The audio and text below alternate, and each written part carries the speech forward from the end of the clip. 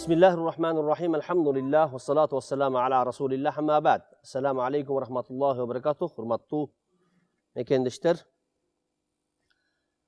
Bizden İslam dinimiz bu tınçlıktın simvolu bolup sanalat. Kitaplarımızda İslam bu tınçlıktın dini degen Kur'anlar, osiyatlar köp aytılgan. Ayrıca Kur'an'da jana Peygamber'in hadislerinde de bu narsalarga köp olabız.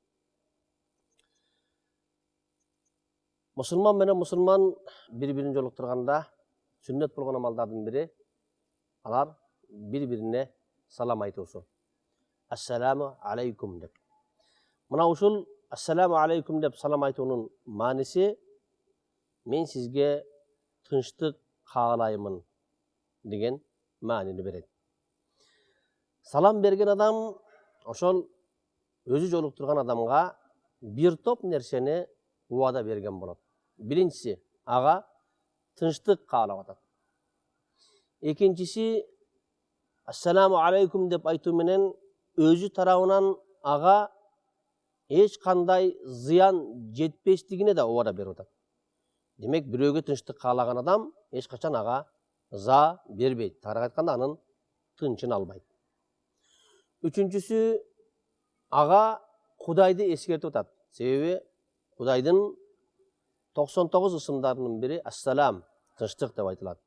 Demek aga Kudaydı eskerүүgө eskertүү berip atat. Özü de eskerүү menen birge jolukkan musulman bir tuğanda Kudaydı eskerүүgө ündöp жаткан menen barabar bolot. Аны менен birge alik algan adamda mına uşunday nerselerdi kaytalagan bolot. Demek İslamdın şiarları, İslamdın negizgi devizlerinden biri bolgon salam berүүnün manisi mına uşunday çeşmelenet.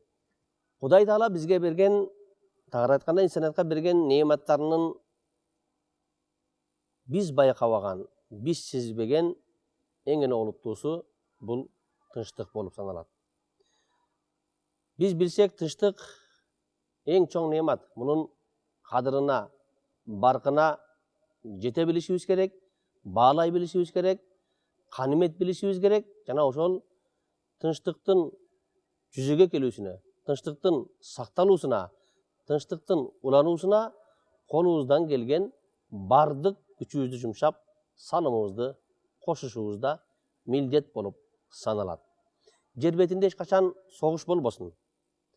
Adamzat eç kaçan birine bir ıza berbesin. Kan tөгүү bolbosun. Jaratılışlar, ösümdüktör, suu toştaşlar, can janavarlarga da bale apat kelbesin. İnsaniyattın tınçlıkta jaşoosу anın dünya ahirettegi baktılуулуктарына жетүүсүнө себеп боло турган амалдарды толук аткаруусуна şart түзүп берет, өбөлгө түзүп жаратып берет десек болот. Demek biz чыныгы мусулмандар Кудайдын жалгыз экендигине иман келтирип, Пайгамбарыбыз Muhammed sallallahu aleyhi ve sellem'дин чыныгы пайгамбар экендигине иман келтиргенден кийин мына ушул ишенимде болуубуз шарт. Тилекке каршы бүгүнкү күндө диндин атын жамынып радикализм, экстремизм, терроризм деген аракеттерге барып аткандар да жок эмес. Айта кете турган нерсебиз, мындай нерселер динден, тагыраак айтканда исламдан деп эсептелинбейт. Ислам дининин көрсөтмөлөрүндө мусулманга жада калса мусулман кайры динге да ыза бербештиги, анын акысын жебештиги уктурулат. Аны менен бирге жан жаныбарларга дегеле жаратылышка мээр көрсөтүү дагы пайгамбарыбыздын осияттарында көп кездешет. Урматтуу мусулман бир туугандар, бүгүн социалдык тармактарда учурап турган жанагындай жихадка үндөө, башкаларды кафырга чыгаруу, алардын канын жана малын адал деп билүү сыяктуу чакырыктардан ehtiyat bolуңуздар. Бул эч качан исламга дал келбеген. Тагыраак айтканда, таптакыр исламдан болбогон нерселер десек адашпайбыз. Дин душмандарынын исламга кара көө жаап, адамдарды исламга кирүүдөн кайтаруу үчүн ойлоп тапкан жоруктары мына ушундай нерселер десек болот. Пайгамбарыбыздын хадисинде ким жөн жерден кан төксө, ал тозоку деп айтылган. Ал эми Кур'ан аятында болсо, ким бирөөнүн канын төгүп жанын ала турган болсо, кудум ал бүтүн дүйнөдөгү инсанияттын канын төккөнгө барабар. Ким бирөөнүн жашоосуна себепчи боло турган болсо, бирөөнүн өмүрүн сактап кала турган болсо, ал бүтүн дүйнөдөгү инсанияттын өмүрүн сактап калган менен барабар деп айтылат. Андыктан биз мына ушул осуяттарга амал кылып, жер бетинде тынчтыктын сакталып калуусуна болгон күчүбүздү жумшап, салымыбызды кошушубуз керек. Эгерде мындай нерсеге күчүбүз жетпесе, анда башкалардын тынчын алып, башкаларга ыза бериштен да сактанганыбыз оң. Жараткан Алла Таала бизге мына ушундай түшүнүктөрдү туура аткарууга, туура акыйдада болушубузга өзү жардамчы болсун. Жана ата-бабаларыбыздан бизге мураска калган мына ушундай бейиштин берметиндей болгон жерге өзгө дайыма бейпилдик, тынчтык берген болсун. Мусулмандардын ортосуна ынтымак, биримдик берсин. Урматтуу телекөрүүчүлөр, кээ бир суроолор бар экен, ошолорго токтоло кетели. Азыркы күндө соц тармактарда, мисалы YouTube каналдарда ислами илимдүү устаздардын баяндары абдан популярдуу. Ошондуктан кээ бирөөлөр алымдардын баяндарын өз каналдарына устаздардан сурабай эле жүктөп алышат. Аз болсо да YouTube'дан рекламадан акча түшүп турат каналдын ээсине. Ошол акча адалбы же арамбы? Бизде бир түшүнүк бар, автордук укук деп коет. Бул бирөөнүн кадимкидей акысы болуп эсептелинет. Анан аны менен тыйын табуу максатында болсо, бул нерсе жакшы эмес. А бирок жакшылыкты элге жайылтуу максатында, андан бир дүйнөлүк дүйнө чогултуу, бир мал мүлккө ээ болуу максаты болбосо, анда боло берет. Ошентсе дагы ошол сабактын, баяндын ээси болгон устаздан уруксат сурап койгон эч ашыкча болбойт. Негизинен мындай баяндарды, мындай сабактарды өткөрүп жаткан аалымдарыбыз башкалардын мына ушундай баяндарын көчүрүп алып, башка каналдар аркылуу элге бөлүшүп жайылтууга ыраазы экендигин билдирип койгондо жакшы. Же болбосо өзү сабакты ошондой айтууда дагы бул аалымдардын ошондой ниетте болуусу керек.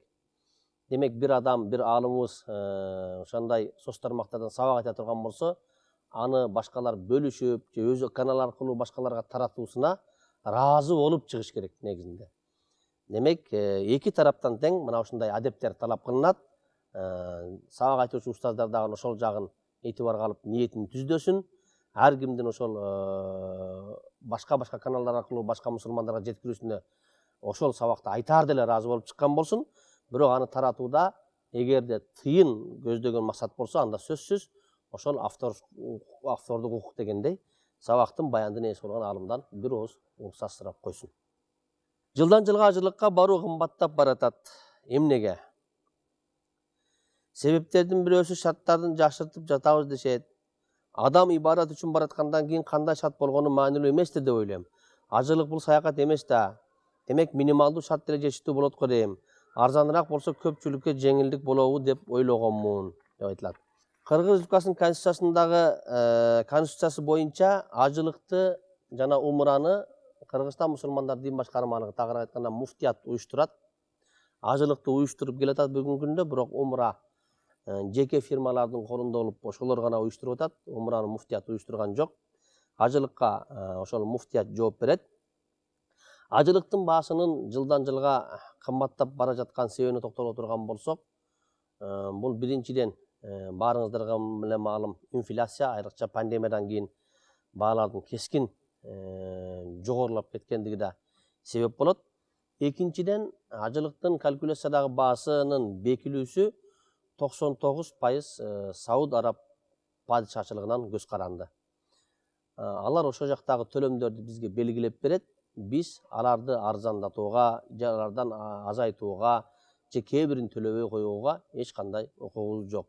Айта кете турган болсок, ошол жактагы жатаканалар, ошол жактагы тамак аштар, аял жактагы ажылык амалдар аткарыла турган, жумалап жүрө турган бир чөлдө чатырлар болот. Ал жерде кондиционерлер, ал жерде муздак суу болот, ал жерде тамак аш болот, көрпө төшөк төшөнчү болот, жана башка өзүнүн кызматтары бар. Аэропорттон ташуучу жанагындай транспорт кызматтары, андан ажылыкка алып чыгуу кызматтары, кайра алып келүү, кайра аэропортко барып коюп узатуу кызматтары аркылуу мына ушундай тийиштүү төлөмдөр бар. Муну ошол Сауд Араб падишачылыгынын ажылык министрлиги өздөрүнүн чечимдери менен бекитишет. Биз аны бир тыйын дагы төмөндөтүүгө же кээ бир төлөмдөрүнөн баш тартып аткарбай коюуга биздин эч кандай укугубуз жок. Биз милдеттүү түрдө гана ал төлөмдөрдү төлөйбүз. Биздеги укук ошол биз чече турган нерсе ажыларды алып барып ташып келүүчү учактардын баасын гана биз белгилейбиз, тендер жарыялайбыз, ал ачык болот. Уткан компания, ошол авиакомпания ажыларыбызды ташып алып барып келет. Биз мына ушул жагына гана ээ болобуз. Андыктан ажылыктын баасынын барган сайын кымбаттап баруусунда биздин, тагыраак айтканда, муфтияттын таптакыр тиешеси жок. Ал нерсе ошол Сауд Араб падишачылыгынын көрсөтүп берген бааларынын себебинен жүргүзүлөт. Анан дагы айта кете турган болсок, ажылык бул бай адамдарга фарз.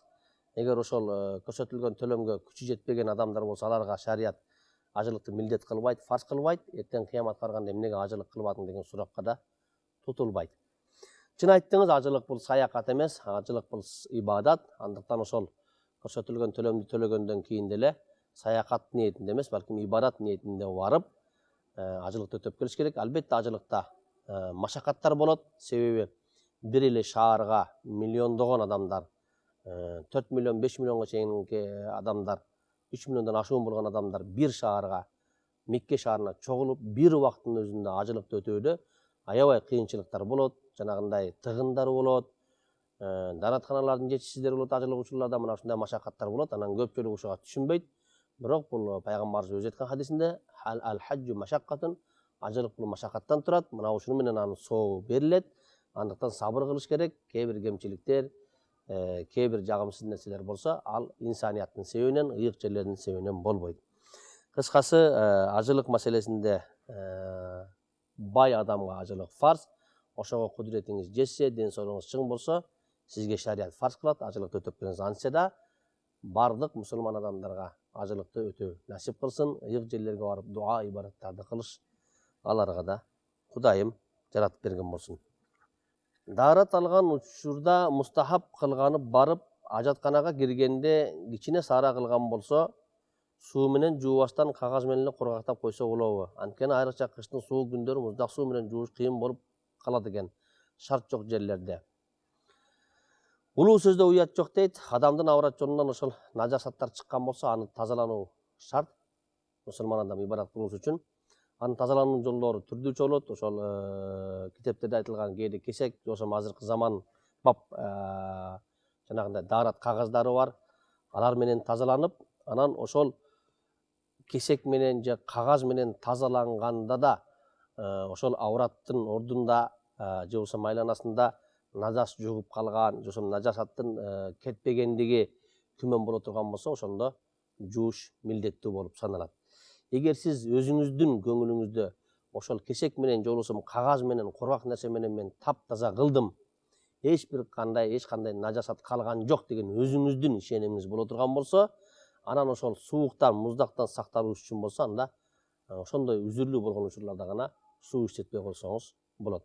А бирок бүгүнкү күндө көпчүлүк дээрлик бардык адамдар мындай нерседен сактана албайт. Андыктан биз бардыгына ошол кесек же кагаз менен тазалангандан кийин артынан суу иштетүүнүн кеңешин беребиз. Бирок албетте жылуу суу менен, анан ошол суу колдонгондон кийин сөзсүз кургактап, жанагындай азыркы даарат кагаздар ошол кургактаганга өтө ыңгайлуу. Ошолор менен кургактап алыңыз. жок болбой эле жанагындай простатит боло турган болсо, жана башка түрдүү оорулар болуп суу тийгизгенде оорусу күчөп кете турган болсо, анда жанагы кагаз менен эле коргактанып, тазаланып алса жетиштүү болот. Албетте, дагы кайталап кетем, үзүрлүү болгон учурда.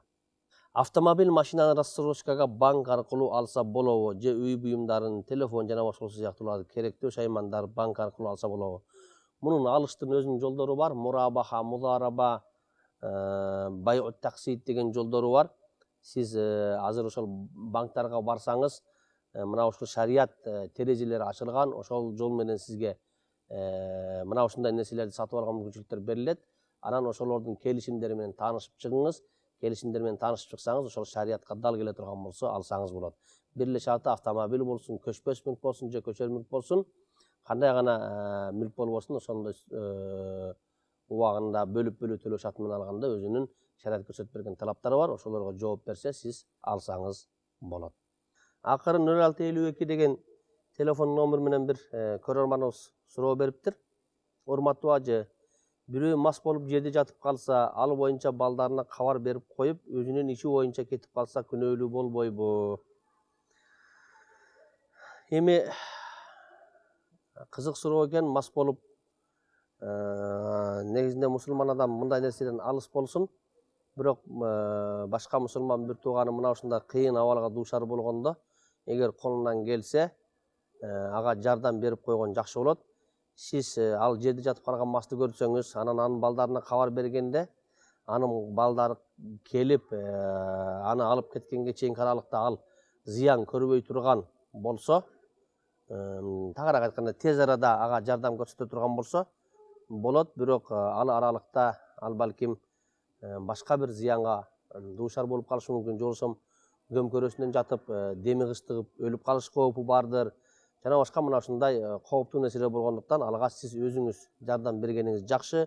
Же болбосо анын ошол өмүрүнө кооп боло турган нерселерден коргоп коюп, анан кийин ошол жакын адамдарына кабар берсеңиз, алар келип алып кетсе жакшы болот. Деги эле мусулман адам мусулманга дайыма жардам беришке шашыш керек. Пайгамбарыбыз өзүнүн хадисинде ким мусулман бир тууганын жардамында боло турган болсо, Алла Таала анында иштерине, көйгөйлөрүндө жардам берет деп айтылган. Андыктан баарыбыз өзүбүзгө ыраа көргөн жакшылыктын баарын башка бир туугандарга да ыраа көрүшүбүз керек. Өзүбүзгө ыраа көрбөгөн жамандыктардан башкаларды тосушубуз керек. Тилекке каршы бүгүнкү күндө бирөөгө ыза берип, бирөөнү сындап, бирөөнүн үстүнөн жанагындай маскара кылып күлүүдөн рахат алып калган адамдар да жок эмес. Мындайлар эч бир мусулманчылыкка жарашпаган нерселер, мындай нерселерден сактаныш керек. Жанагындай гайбат, ушакка кирип кетет. Мисалы үчүн, мен бирөөнө бар нерсени айтып атамын да, анын ошол кемчилиги бар да, мен жалганчы эмесмин да деп өзүн өзү актаган болот. Анан ошону сындагандан, ошону кордогондон рахат алып, тим эле кыйын иш кылгансып, өзүн эр сезип, эрдемсинип калат. Бул жакшы нерсе эмес. Пайгамбарыбыз саллаллаху алейхи вассаламдын жанына бир бүкүрөйгөн кемпир кирип маселе сурап, анан суроосуна жооп алып кеткенден кийин Азирети Айша энебиз бүкүр бекен деп сындады. Анан пайгамбарыбыз сен кайбат кылдың деди. Айша энебиз айтты: "Я Расулуллах, мен анда бар нерсени айтып атам да, ал чындап эле бүкүр го" деди. Ооба, ошондо бар нерсени айтсаң бул кайбат болот. Ал эми анда жок нерсени айткан болсоң, ал тоомат болот, жалаа болот деп айткан. Андыктан бирөөлөргө тоомат кылуу, бирөөлөргө жалаа кылуу, же болбосо бирөөлөрдү гайбат кылуудан сактанышыбыз керек. Эч качан мусулмандын жамандыгы менен өзүбүздүн жаныбызды мындай бир жай алып рахат сезбешибиз керек. Мусулман адам мас болуп жатабы, кандай гана оорулуу болуп турабы, кандай гана абалда болбосун, колубуздан келишинче ага жардам берүүгө аракет жашашыбыз керек. Алла Таала баардыгыбызды жакшылыктарды жарышып аткарууга тауфик берсин. Ассаламу алейкум ва рахматуллахи ва баракатух.